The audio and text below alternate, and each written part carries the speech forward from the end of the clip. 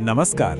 कभी सोचा है कि क्या कोई इंसान किसी के लिए इतना कुछ कर सकता है कि उसका कर्ज चुकाना ही नामुमकिन हो जाए? आज हम प्रमुख स्वामी महाराज के जीवन और उनकी विरासत को समझने की कोशिश करेंगे और जानेंगे कि उनके प्रभाव को इतना गहरा क्यों माना जाता है। एक ऐसा ऋण जिसे कभी चुकाया नहीं जा सकता। दुनिया में हमारे लिए ऐसा कौन करता है? ये एक बहुत ही सीधा पर दिल में उतर जाने वाला सवाल है। चलिए इसी सवाल को मन में रखकर उस असाधारण जीवन को समझते हैं जिसकी हम आज बात करने वाले हैं। तो ये ना चुका पाने वाला कर्ज आखिर ये है क्या? इस पूरी सोच के केंद्र में एक बहुत ही खास शब्द है जिसे समझना बहुत जरूरी है। ये शब्द है उपकार। देखिए, ये सिर्फ थैंक यू या धन्यवाद से कहीं ज्यादा गहरा है। उपकार का मतलब है कृतज्ञता का वो एहसास जो किसी के निस्वार्थ काम से पैदा होता है। एक ऐसा भाव कि आप पर एक ऐसा कर्ज चढ़ गया है जिसे आप कभी भी पूरी तरह से नहीं उतार सकते। और प्रमुख स्वामी महाराज का पूरा जीवन ऐसे ही अनगिनत उपकारों की एक कहानी है। और उनका ये उपकार सिर्फ कोई आध्यात्मिक बात नहीं थी। इसकी शुरुआत तो समाज की सबसे छोटी और सबसे जरूरी इकाई से हुई, यानी परिवार से। उन्होंने घरों को, समुदायों को अंदर से जोड़ने का काम किया, जिसका असर आज तक दिखता है। उनके सबसे बड़े आइडियाज में से एक, कमाल की बात है कि बहुत ही सिंपल था, घर सभा। बस एक सीधा सा नियम कि परिवार हर रोज कुछ देर के लिए एक साथ बैठें, बात करें, एक दूसरे को समझें। आज की भागदौड़ वाली जिंदगी में ये कितना बड़ा आइडिया था, है ना? और इसका नतीजा, अरे किसी जादू से कम नहीं था। जिन परिवारों ने सिर्फ उनकी बात मानकर इसे अपनी जिंदगी में उतारा, उन्होंने देखा कि उनके घरों का नक्शा ही बदल गया। जहां बहस होती थी वहां समझदारी आ गई। बच्चे जो सिर्फ जिद करते थे वो दूसरों को समझने लगे। पति पत्नी के झगड़े खत्म हो गए और पीढ़ियों के बीच की दूरी सम्मान में बदल गई। और ये सब कैसे हुआ? सिर्फ एक साथ बैठने से।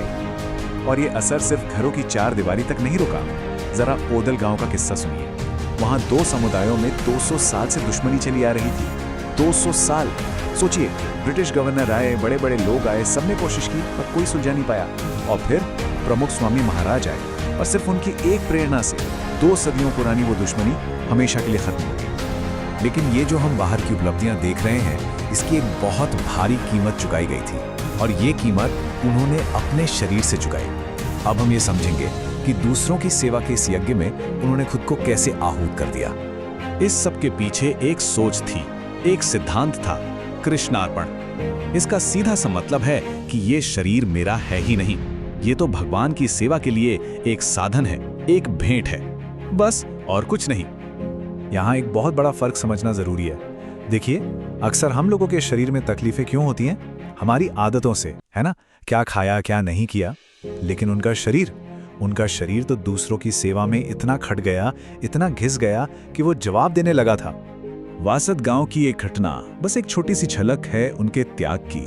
सोचकर देखिए, 102 डिग्री बुखार है, निर्जला उपवास है, मतलब पानी की एक बूंद भी नहीं पी है, और इस हालत में 120 घरों में जाकर लोगों से मिलना। और दिन यहीं खत्म नहीं हुआ। इसके बाद अगले गांव जाना और वहां एक बड़ी सभा को संभालना। ये कोई एक दिन की कहानी नहीं थी, यही उनकी जिंदगी थी। प्रमुख स्वामी महाराज की सबसे खास बात यही थी कि उन्होंने सिर्फ बातें नहीं की, उन्होंने जो कहा वो जी कर दिखाया। उनके काम ही उनके उपदेश थे।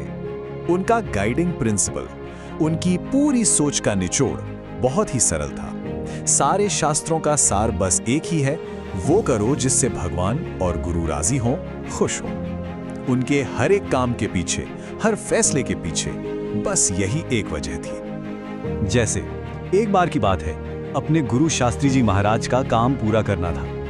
गरम चूने के प्लास्टर से उनके पूरे शरीर पर फफोले पड़ गए, भयानक दर्द हो रहा था, लेकिन वो काम करते रहे। 40 साल तक उन्होंने अपने गुरु योगी जी महाराज की हर इच्छा को अपना मानकर पूरा किया, कभी सवाल नहीं किया। ये सिर्फ समर्पण नहीं था, ये तो खुद को मिटा देने वाली बात थी। उनकी सारी शिक्षाओं का जो सार है वो एक शब्द में छिपा है, निर्वासन। मतलब दुनिया की किसी भी चीज की इच्छा या मोह से पूरी तरह आजाद हो जाना। उनका मानना था कि असली भक्ति तभी शुरू होती है जब इंसान इन सब बंधनों से ऊपर उठ जाता है। सोर्स के मुताबिक दुनिया में ज्यादातर लोग 3 ताकतों के पीछे भागते हैं। कनक यानी पैसा और दौलत, कामिनी यानी वासना और आकर्षण, और कीर्ति यानी नाम, शोहरत, फेम। लेकिन प्रमुख स्वामी महाराज इन तीनों में से किसी भी चीज से नहीं चलते थे। उनकी ड्राइविंग फोर्स कुछ और ही थी। वो थी सेवा और भक्ति, अपना कोई फायदा नहीं। तो इस सब का मतलब क्या है? उनकी ये जो विरासत है, ये सिर्फ दूर से देख के तारीफ करने के लिए नहीं है। ये तो एक तरह का आईना है जिसमें हमें अपनी जिंदगी के बारे में सोचना है। सोर्स के अनुसार अगर जिंदगी में कोई बड़ा मकसद ना हो तो वो बस एक धसड़दा बनकर रह जाती है। मतलब एक ऐसी घिसी पिटी बोझिल जिंदगी जहां लोग बिना किसी खुशी के बस दिन काट रहे हों। स्वामी जी का जीवन ये दिखाता है कि एक दूसरा रास्ता भी है, एक मकसद से भरा हुआ, खुशी से भरा हुआ रास्ता। उनके उपकार के बारे में सोचने से, उनके त्याग को याद करने से अपनी मुश्किलों से लड़ने की हिम्मत मिलती है। बात सिर्फ उनकी महानता की नहीं है, बात है उनकी जिंदगी से अपनी जिंदगी के लिए प्रेरणा लेने की। और आखिर में हम उसी सवाल पर लौटते हैं, बस जरा अलग अंदाज में। इतना सब कुछ करने में, इतना दर्द सहने में और अपनी पूरी जिंदगी दूसरों के नाम कर देने में स्वामी जी का अपना क्या स्वार्थ था? सोचिएगा। शायद इस सवाल के जवाब में ही उनकी पूरी जिंदगी का सार छिपा है।